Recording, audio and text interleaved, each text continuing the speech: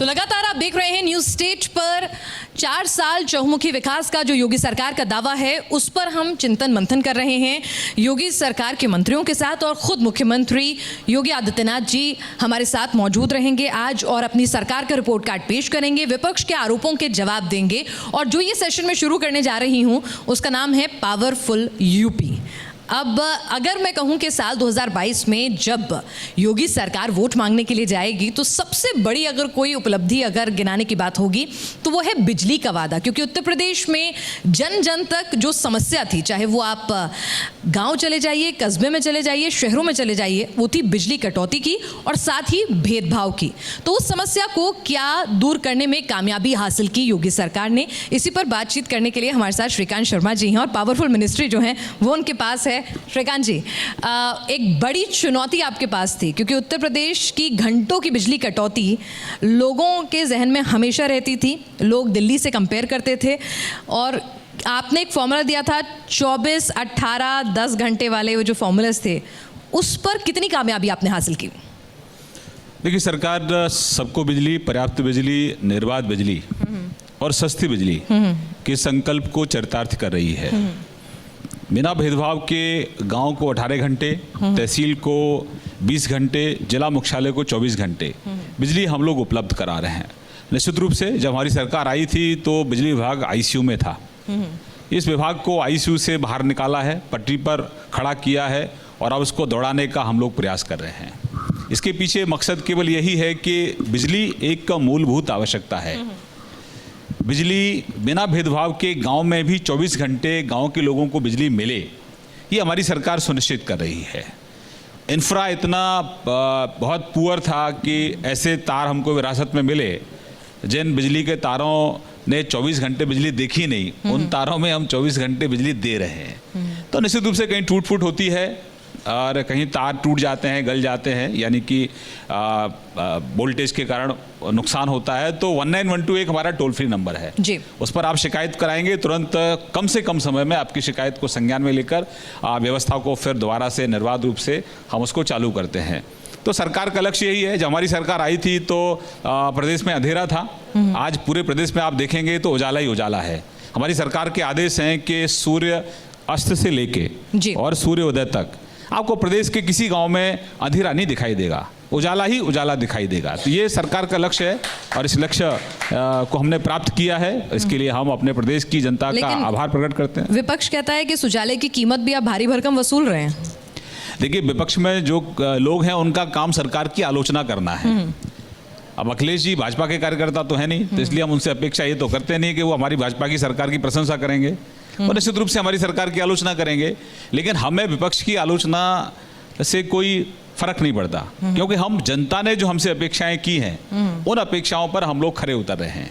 जहाँ तक आप महंगी की बात कर रहे हैं तो पूर्व सरकारों की जो आर्थिक अनियमितताएं थी उसके कारण विभाग 90,000 करोड़ के घाटे में है और उसके बावजूद भी सस्ती बिजली जी का लक्ष्य मेरी सरकार लेकर चल रही है। आज भी हम जो गरीब लोग हैं, जो हमारा लाइफलाइन कंज्यूमर है, तो जो लागत हमारी बिजली की आती है पहले 100 यूनिट केवल हम उस लाइफलाइन कंज्यूमर से 50% में उसको देना पड़ता है, 50% उसके हिस्से का सरकार देती है जी। किसानों के खेत पर जो बिजली पहुंचाने में हमको जो कॉस्ट आती है, किसानों से केवल लगभग 18% हम लोग पैसा लेते हैं जी, बिल्कुल। बाकी का सब्सिडी सरकार देती है। हमारी सरकार से पूर्व किसानों को और गरीब आदमी को जो सब्सिडी दी जाती थी वो 5600 करोड़ थी। आज 12,500 करोड़ की सब्सिडी हमारी सरकार किसानों को और गरीब लोगों को दे रही है, यानी कि यूपीपीसीएल को पूरा हम पैसा देते हैं। लेकिन हमारे गरीब लोगों को और किसानों को सस्ती बिजली मिले, इसकी चिंता मेरी सरकार करती है। विभाग घाटे में, उसके बावजूद भी पिछले 2 साल से आप देखेंगी तो हमने 10 पैसे भी टैरिफ में वृद्धि नहीं की है, बल्कि कॉर्पोरेशन को यह दिशा निर्देश दिए हैं कि अपनी एफिशिएंसी इंप्रूव करिए, अपनी बिलिंग एफिशिएंसी इंप्रूव करिए, अपनी कलेक्शन एफिशिएंसी इंप्रूव करिए, जहाँ तक अनियमितता है उनको दूर करिए। चोरी एक बहुत बड़ा उत्तर प्रदेश में एक बहुत बड़ा कारण है, बिल्कुल, जिसके कारण लगातार घाटा बढ़ता है। और आप कहते भी हैं कि गाँव में 24 घंटे बिजली तभी मिलेगी जब ये चोरी जो 15% का आपने जो टारगेट रखा, निश्चित रूप से सही बात कही आपने। ये 15% से नीचे लाइन हानियां लेकर आओ और 24 घंटे बिजली पाओ। तो मैंने उन फीडरों को वीआईपी फीडर बनाया है, जिन फीडरों पर जो हाई लॉस फीडर हैं उनमें 15% से नीचे अगर एटीएनसी लॉस आएगा तो हम 24 घंटे बिजली देंगे। केवल 24 घंटे बिजली ही नहीं देंगे, प्राथमिकता के आधार पर उन गांव में जो जर्जर तार हैं उनको बदलेंगे, वहां का जो ट्रांसफार्मर है उसकी क्षमता वृद्धि करेंगे। यानी कि वो गांव, उस फीडर पर अगर 4 गांव 5 गांव हैं, वो मेरा फीडर वीआईपी हो गया और उस पर रहने वाला जो उपभोक्ता है वो मेरा वीआईपी है। यानी कि प्राथमिकता के आधार पर बिना टूट फूट के, बिना किसी व्यवधान के 24 घंटे निर्बाध ऐसे फीडरों को बिजली मिले, ये लोग हम सुनिश्चित कर रहे हैं। और इसकी शुरुआत मैंने अपने गांव से की है। आज से 5 महीने पहले मेरे गांव का जो फीडर था उस पर भी 71% AT&C लॉस था और आज धीरे धीरे बहुत बड़ी मात्रा में वो लॉस कम हुआ है। तो ऊर्जा मंत्री का गांव है इसलिए उसको 24 घंटे बिजली मिलेगी, ऐसा नहीं है। 15% से नीचे लाइन हानियां आएंगी तभी 24 घंटे बिजली मिलेगी। यानी कि आपने कुछ जिम्मेदारी जनता पर भी डाल दी है कि थोड़ी जिम्मेदारी आप निभाई है, उसी के बाद सरकार काम करेगी। ये अच्छी भागीदारी है। मतलब निश्चित रूप से ये सरकार जनता की सहभागिता से ही चल रही है, क्योंकि मोबाइल का बिल हम समय से पूर्व देते हैं, लेकिन मोबाइल को जिससे हम चार्ज करते हैं यानी कि बिजली से, कहीं ना कहीं उसके बिल को भुगतान में लेकर कहीं ना कहीं लापरवाही रहती है। आपने अच्छी खासी पेनल्टी लगाई हुई है उस पर भी। पेनल्टी नहीं है, जो जितना आपने लोड सैंक्शन करा रखा है, तो जब सरकार रोस्टर से आपको बिजली दे रही है तो जितना बिजली आप कंज्यूम कर रहे हैं उतना बिल अगर आप समय पे दे देंगे तो कोई पेनल्टी नहीं है। लेकिन हाँ, कुछ ऐसे उपभोक्ता हैं जिनकी शिकायत आती है, जैसे 2 किलोवाट का किसी ने कनेक्शन ले रखा है लेकिन वो 15 किलोवाट अगर उपयोग करेंगे, 10 किलोवाट उपयोग करेंगे तो उसमें पेनल्टी चार्ज है जी। तो इससे उपभोक्ता का भी नुकसान होता है और विभाग का भी नुकसान होता है। अभी हम सर्वे करा रहे हैं, ट्रांसफार्मर के हिसाब से सर्वे चल रहा है, तो जो लोड सैंक्शन है उस गांव में उसके सापेक्ष हम लोग ट्रांसफार्मर की क्षमता वृद्धि कर रहे हैं, जिससे कि आने वाली गर्मी में कोई कटौती ना हो, कहीं ट्रिपिंग ना हो, कोई ट्रांसफार्मर फूके ना। तो मैं आपके चैनल के माध्यम से आह्वान करता हूं अपने उपभोक्ताओं का भी कि भाई जितनी बिजली आप कंज्यूम कर रहे हैं, अभी 1912 पे आप अपनी शिकायत रजिस्टर्ड करा सकते हैं। अगर आपका लोड ज़्यादा है तो लोड को बढ़वा सकते हैं, उससे आपका बिल कम आएगा। अगर आप लोड आपका 2 किलोवाट है, अगर उपयोग आप 10 किलोवाट कर रहे हैं तो उससे आपका बिल ज़्यादा आएगा और आपका ट्रांसफार्मर समय से पहले फूक जाएगा, तो उससे गांव में अंधेरा होगा। तो गांव में उजाला लाने के लिए मैं उपभोक्ताओं का भी आह्वान करता हूं कि जितनी बिजली आप कंज्यूम करते हैं उतना आप लोड भी सैंक्शन करा लीजिए और जितना यूनिट आप कंज्यूम करते हैं उतना बिल भी आप समय पर दे दीजिए, क्योंकि आपके गाँव में ही हमने CSC सेंटर खोला है। आपके गांव में ही जहां राशन की दुकान है वहां पर आप बिल जमा कर सकते हैं जी। सेल्फ हेल्प ग्रुप हमने बना रखे हैं, आप वहां जमा कर सकते हैं और सही बिल, समय पे बिल उपभोक्ता को मिले, इसके लिए मैंने अपने आप तो कई बार फटकार भी लगा देते हैं ट्विटर पर, मैंने देखा है कि सही बिल नहीं आ रहा हो तो श्रीकांत जी ऊर्जा मंत्री के जब उपभोक्ता बन जाते हैं और अपने ही डिपार्टमेंट की खामियां गिनाने लगते हैं, ये कमी देखने को मिलता है। वैसे मैं उपभोक्ता हूँ और मैं उपभोक्ताओं का मंत्री हूँ और उपभोक्ताओं की अगर मैं वकालत नहीं करूंगा तो मैं किसकी वकालत करूंगा? फिर सरकार सोशल मीडिया पर आलोचना सुनती है, सरकार ट्विटर पे आलोचना सुनती है, फेसबुक पे आलोचना सुनती है, तो निश्चित रूप से जिसके कारण सरकार की आलोचना हो रही है ऐसे लोगों को भी मैं ट्विटर पे, फेसबुक पे बताता हूं कि आपके कारण सरकार की आलोचना हो रही है, अपनी कार्यपद्धति को सुधारो, उपभोक्ताओं के हित के लिए काम करो, उनके लिए सही समय पर सही बिल निर्गत करो। मेरा उपभोक्ता बहुत ईमानदार है, उसको जितना बिजली वो कंज्यूम कर रहा है उतना बिल उसके घर तक पहुंच जाए, वो दौड़कर सब स्टेशन पर जाकर अपना बिल जमा कराता है, लेकिन उसको सही बिल मिले तो सही। तो जो खामियां थी मैं पब्लिक प्लेटफॉर्म पर भी उन खामियों को बताता हूं, क्योंकि मैं पब्लिक प्लेटफॉर्म पर खामियों को सुनता हूं। बिल्कुल, आप सुनते भी हैं, बताते भी हैं और इसमें कोई दो राय नहीं है कि बिजली विभाग में आपने अपने मीटर रीडिंग के जो कर्मचारी थे जिनमें फॉल्ट्स पाए गए उनके खिलाफ आपने उनका निलंबन, FIR आपके विभाग ने की है, अपने विभाग की खामियों को आपने स्वीकारा है। लेकिन आप जब दावा करते हैं 24 घंटे बिजली का, दिल्ली NCR में जब नोएडा भी आ जाता है, ग्रेटर नोएडा आ जाता है, एक्सटेंशन आ जाता है, तो वहाँ के बहुत सारे उपभोक्ता इसलिए दिल्ली मकान लेना पसंद करते हैं कि भाई वहाँ बिजली फ्री की है, नोएडा में तो पावर बैकअप का बिल देते देते बैकअप बिगड़ जाएगा घर का, तो उसके लिए क्या कर रहे हैं आप? देखिए अब क्योंकि आप कह रहे हैं 24 घंटे, लेकिन फिर वो पावर बैकअप का बिल बिल्डर कैसे पकड़ा रहा है? देखिए अब इसमें NCR में 24 घंटे बिजली बिना व्यवधान के हम लोग दे रहे हैं और उसमें कहीं अगर कोई बिल्डर या सोसाइटी के जो ओनर हैं या सोसाइटी है अगर उपभोक्ताओं का उत्पीड़न करते हैं तो ऐसे लोगों को चिन्हित हम लोग कर रहे हैं, उनके खिलाफ कार्रवाई कर रहे हैं। हमारी सरकार में सिंगल पॉइंट जो कनेक्शन होता था उसको हमने मल्टी पॉइंट कनेक्शन में कन्वर्ट किया है जी। और नोएडा और गाजियाबाद में जो सोसाइटी हैं वहाँ मेरे बहुत हमारे उपभोक्ता हैं जिन्होंने सिंगल पॉइंट से मल्टी पॉइंट में जाने के लिए अप्लाई किया है। फ्यूचर में जो सोसाइटी बनेगी उस सोसाइटी में या बिल्डर जो बनाएगा उसमें ये इस बात का प्रावधान है कि पहले से ही मल्टी पॉइंट कनेक्शंस की वो व्यवस्था करेगा, उसका इंफ्रा डेवलप करेगा। लेकिन अभी जो सोसाइटीज़ हैं जहां जनरेटर का और ग्रिड का एक ही लाइन है, उनको हमने सेपरेट किया है, और पहले से दोनों लाइन अलग अलग थी, उनको हम 1 महीने पहले से ही हमने मल्टी पॉइंट कनेक्शन देना शुरू कर दिया है। तो हमारी सरकार में किसी उपभोक्ता का उत्पीड़न नहीं होगा। अगर हो रहा है, आपके संज्ञान में है, तो मुझे ट्वीट कर सकते हैं, तुरंत उसका समाधान करें। चलिए, तो फिर जिन लोगों को ये दिक्कत है ट्वीट कीजिए। मंत्री जी ट्वीट पर तुरंत और फौरी कार्रवाई करते हैं, ये हमने देखा भी है। ये बताइए सर कि रिन्यूएबल रिसोर्स ऑफ एनर्जी की अगर बात करें तो क्योंकि आने वाले वक्त में इतनी बड़ी आबादी को, और उत्तर प्रदेश खासतौर से अगर बात करें तो वहाँ आबादी भी और क्षेत्रफल के लिहाज से एक बड़ा राज्य है, तो ऐसे में क्या चुनौतियाँ हैं और उस दिशा में आप बतौर ऊर्जा मंत्री क्या काम कर रहे हैं? देखिए, मैं चुनौती नहीं आता, इसमें मैं अपॉर्चुनिटी मान रहा हूँ इसको, क्योंकि हम अभिनंदन करते हैं अपने प्रधानमंत्री जी का। आज पूरा विश्व सोलर पर हमारी तरफ देख रहा है।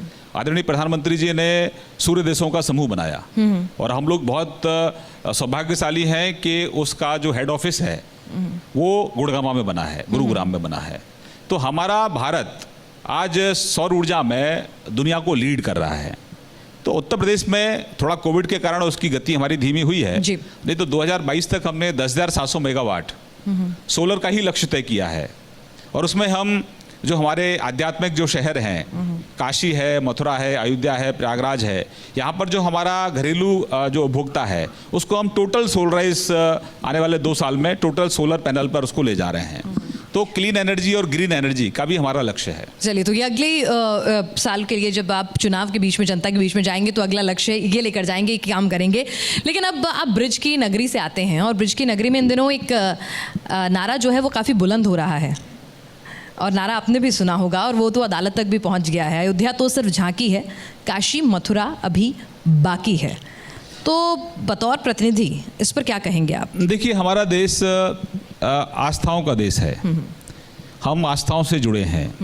हमारी आस्था, और हम सौभाग्यशाली हैं उत्तर प्रदेश के लोग कि हमारे पास बाबा विश्वनाथ है, हमारे पास मर्यादा पुरुषोत्तम राम है, हमारे पास भगवान कृष्ण हैं, हमारे पास तीर्थों के राजा प्रयागराज हैं। तो हम लोग बहुत सौभाग्यशाली हैं, और हम लोग देश के संविधान में भरोसा रखने वाले लोग हैं। हमारा देश संविधान से चलता है, कानून से चलता है। हमारी आस्था हमारे इन पवित्र स्थानों में है। मुगल आए, उन्होंने हमारी आस्था को ध्वस्त करने की कोशिश की, हमारी संस्कृति को तहस नहस करने की कोशिश की, लेकिन हमारा पेशेंस, हमारा भरोसा कायम रहा, और आखिरकार हमारे भरोसे की अयोध्या में जीत हुई। अयोध्या में जो फैसला आया वो कोर्ट के माध्यम से आया, और आज भव्य मंदिर का वहाँ निर्माण हो रहा है।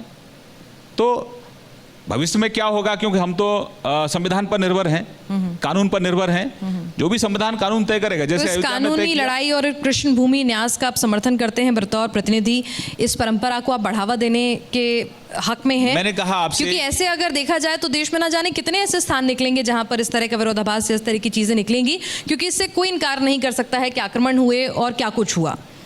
देखिए, मैंने आपको बहुत स्पष्ट रूप से कहा, ये देश आस्थाओं का देश है, और अयोध्या मंदिर पर हमारा बड़ा आंदोलन चला जी।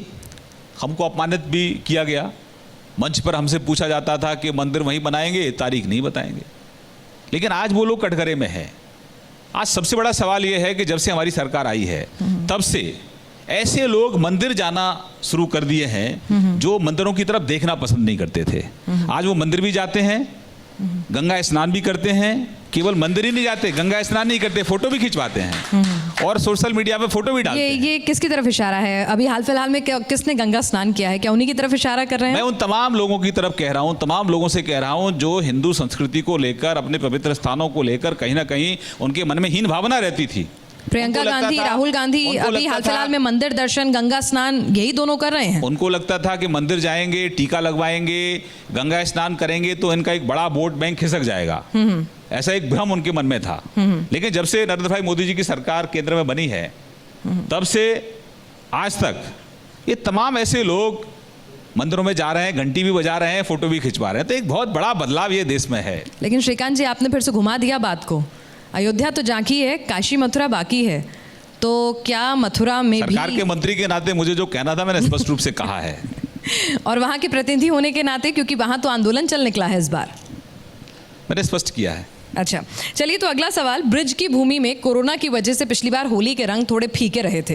हालांकि उत्तर प्रदेश सरकार की तारीफ हो रही है, स्टडी भी हो रही है जिस तरह से कोरोना को टैकल किया है, तो क्या इस बार फिर से वही रंग, वही फाग देखने को मिलेगा? देखिए, हम अपने आदरणीय प्रधानमंत्री जी का बहुत अभिनंदन करते हैं कि उनकी जो दूरदृष्टि थी कोविड को लेकर, जी, जिस तरह से कोविड से पहले पूरी तैयारी की, पूरे देश को कोविड से बचाने का प्रयास किया, लॉकडाउन लगाया, हमारे पास कुछ नहीं था, हमारे पास मास्क तक नहीं थे, हमारे पास कोई किट नहीं था, और आज हम प्रधानमंत्री जी के नेतृत्व में पूरे विश्व में केवल वैक्सीन हमारे यहाँ लग नहीं रही है, बल्कि हम दूसरे मुल्कों को भी भेज रहे हैं। जी। तो जो हमारा जो भारतीय फार्मेसी थी, कहीं ना कहीं दुनिया उसको शंका की दृष्टि से देखती थी। आज पूरे विश्व में हमारी जो फार्मेसी है, इंडियन जो फार्मेसी है, उसका भरोसा बढ़ा है। और इस कोविड से जिस तरह से हमारे प्रधानमंत्री जी ने एक रणनीति बनाई और हमारे प्रदेश के मुख्यमंत्री जी ने उत्तर प्रदेश में उस रणनीति, जो प्रधानमंत्री की रणनीति थी, उसके तहत काम किया, और हम लोग कोविड को परास्त करने में, मैं ये कहूँगा, पूरी तरह से सफल रहे। जी। तो उसके कारण हमारा जो लास्ट ईयर जो हमारी होली थी उसमें थोड़ा व्यवधान आया, क्योंकि मेरे ब्रज में बसंत पंचमी से ही होली शुरू हो जाती है। बिल्कुल। तो आज ब्रज में होली ले रसिया, तो हमारे यहाँ बहुत उमंग के साथ लोग होली मनाते हैं। तो मैं आपको आमंत्रित कर रहा हूँ कि आप भी आइए हमारे यहाँ। होली हमारे यहाँ चल रही है जी। और कुंभ भी चल रहा है, तो आइए ब्रज में और ब्रज के दर्शन करिए और खूब होली खेलिए। आप बरसाने आइए, नंदगांव आइए, वृंदावन आइए, मथुरा आइए, गिरिराज जी की परिक्रमा लगाइए, गोकुल चलिए, महावन चलिए, और भगवान कृष्ण के जो बड़े भाई हैं, जो बलदेव में विराजमान हैं, वहाँ आप दर्शन करिए। तो 84 कोस ब्रज में आप पधारिए, स्वागत है आपका। बहुत शानदार आपके इस निमंत्रण के लिए। और ब्रिज की होली कौन नहीं खेलना चाहता, दुनिया से सैलानी आते हैं। तो कोरोना काल में होली का रंग जो है उसमें भंग ना पड़े और वो होली के पूरा आनंद ले पाएं, उसके लिए आपने कुछ खास इंतजाम? निश्चित रूप से जो कोविड की गाइडलाइंस है उनका अनुपालन हो। और मुझे बहुत प्रसन्नता है आपके यहाँ ये जानकारी देते हुए कि अभी जो प्रथम जो हमारे यहाँ शाही स्नान था जी, पूर्णिमा के दिन, उसमें 10 लाख से ज़्यादा लोग आए। तो जो हमारे यहाँ श्रद्धालुओं की जो संख्या है वो बहुत ज़्यादा है जी। आने वालों की संख्या है। भगवान कृष्ण की नगरी है, राधे जी की नगरी है, दुनिया से वहाँ लोग आना पसंद करते हैं। और हमारी सरकार जब से नरेंद्र भाई मोदी जी केंद्र में प्रधानमंत्री बने, हमारी सरकार है, या माननीय योगी जी मुख्यमंत्री बने, तब से ही हमारा पूरा जो ध्यान है अपने जो आध्यात्मिक जो हमारे शहर हैं उनको हम कैसे विकसित करें। जो तीर्थयात्री बड़ी श्रद्धा के साथ उन स्थानों पर जाते हैं, लेकिन अपेक्षा के अनुसार उनको उस तरह की सुविधाएं वहाँ नहीं मिलती। तो हमारी प्राथमिकता है कि जो तीर्थयात्री भगवान कृष्ण की नगरी में आ रहा है उसको कम से कम सुविधाएं वो सब मिल जाएं। और उसी का परिणाम है कि जो शाही स्नान हुआ उसमें इतने लोग आए कि मथुरा वृंदावन को छोड़कर पूरे जिले के अंदर कोई ऐसा रेस्टोरेंट, कोई ऐसा होटल, कोई ऐसा धर्मशाला नहीं बची जहां ओवरफ्लो ना हो, पर रुकने तक की लोगों के पास जगह नहीं थी। तो इसका एक इम्पैक्ट है। इससे हमारे जो स्थानीय लोग हैं, चाहे वो अयोध्या है, चाहे काशी है, चाहे प्रयागराज है, चाहे मथुरा है, स्थानीय लोगों को बड़ी संख्या में रोजगार भी मिलता है। चलिए, तो रोजगार भी मिल रहा है और त्योहार भी मन रहे हैं, तो इसीलिए हर और खुशहाली के रंग आएंगे ब्रिज में इस बार होली के साथ, जिसका शुभारंभ बता रहे हैं श्रीकांत जी हो चुका है। श्रीकांत जी, बस एक आखिरी सवाल मेरा आपसे कि आपको लगता है कि उत्तर प्रदेश एक वक्त था जब ताज नगरी आगरा तक उसकी पहचान जो है वो सीमित थी, हालांकि ब्रिज का भी जिक्र आता था, काशी का भी आता था, अयोध्या के भी आता था, लेकिन जब से योगी सरकार आई, जिस बड़े पैमाने पर, जिस स्तर पर हमारे तीज त्योहारों को, इन धार्मिक स्थलों को तवज्जो दी जाने लगी, वहाँ कार्यक्रम होने लगे, तो अब उत्तर प्रदेश की पहचान में ये तमाम चीज़ें शामिल होनी शुरू हुई हैं। देखिए, ताज नगरी भी हमारे लिए भारतीय जो कला है, जो शिल्पकार हैं, किस सुंदरता के साथ उसको बनाया है। भारतीयों ने तो बनाया है उसको। तो एक बेहतर, हम कितने अच्छे आर्टिस्ट थे, कितने अच्छे हमारे कुशल कारीगर थे जिन्होंने इतनी सुंदर वहाँ ताजमहल को भव्यता दी है, बनाया है। तो ये सब ऐसे स्थान हैं जिनके माध्यम से अब आप जेवर एयरपोर्ट हमारा बन जाएगा। वहाँ पर कोई आएगा दुनिया से, जो भी लोग तीर्थयात्री आएंगे, आप बांके बिहारी जी के दर्शन करिए, गिरिराज जी जाइए, द्वारकाधीश जी के दर्शन करिए, भगवान कृष्ण के जन्म स्थान के दर्शन करिए, और वहाँ से फिर आप सीधे आगरा चले जाइए। आगरा जाइए, ताजमहल देखिए, आराम से खुश हो जाइए। और उसके बाद फिर फतेहपुर सीकरी जा सकते हैं, वहाँ जाइए। तो 3-4 दिन का पैकेज आराम से लेकर कोई आ सकता है। यानी टूरिज्म को जो बढ़ाना है मोदी जी को, उसको भी आपने निश्चित साथ रूप लिया से। है और बतौर ब्रिज के प्रतिनिधि आप उस पर भी काम कर रहे हैं, लग रहा है निश्चित रूप से। लगातार। तो श्रीकांत जी, आप यहाँ पर आए, हमारे साथ इस चर्चा में शामिल हुए और तमाम लेखा जोखा जो है अपने डिपार्टमेंट का और योगी सरकार का आपने दर्शकों के सम्मुख रखा है। वो इसे कसौटी पर परखेंगे, लेकिन हमारी कोशिश थी ये रिपोर्ट कार्ड जनता के बीच, जनता के सामने रखने की। आपका बहुत बहुत शुक्रिया। बहुत बहुत शुक्रिया, बहुत धन्यवाद।